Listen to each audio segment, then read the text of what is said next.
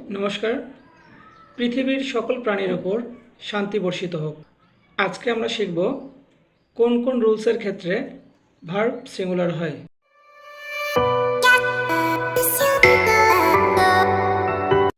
প্রথম রুলটি মনে রাখার জন্য আপনাকে একটি বাক্য মনে রাখতে হবে। This tea is waiting for lemon.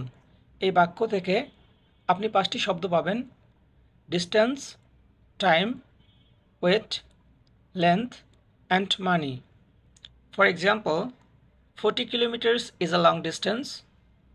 40 kilograms is a heavy weight. দ্বিতীয় রুলটি মনে রাখার জন্য আপনাকে একটি শব্দ মনে রাখতে হবে: নেশা। এখানে n equal to know, e equal to every, s equal to some, a equal to any. এই 4টি শব্দের সঙ্গে বডি, ওয়ান এবং থিং যোগ করলে আমরা মোট 12টি শব্দ পাব। For example, everybody likes him, nobody believes a liar, everything is clear to me. তৃতীয় রুলটি মনে রাখার জন্য আমাদেরকে আরেকটি বাক্য মনে রাখতে হবে: quality number 1।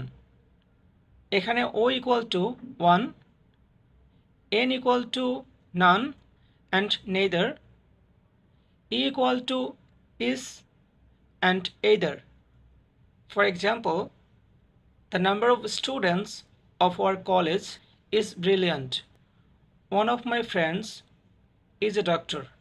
Rule number 4, unique কোনো নাম সাবজেক্ট হিসাবে ব্যবহার হলে ভার্ব সিঙ্গুলার হবে। For example, Dhaka is one of the biggest cities in Bangladesh. Devdas is a famous novel.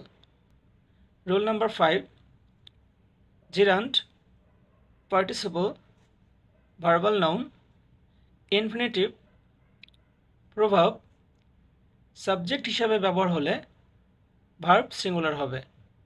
For example, walking is a good exercise. To error is human. Slow and steady wins the race.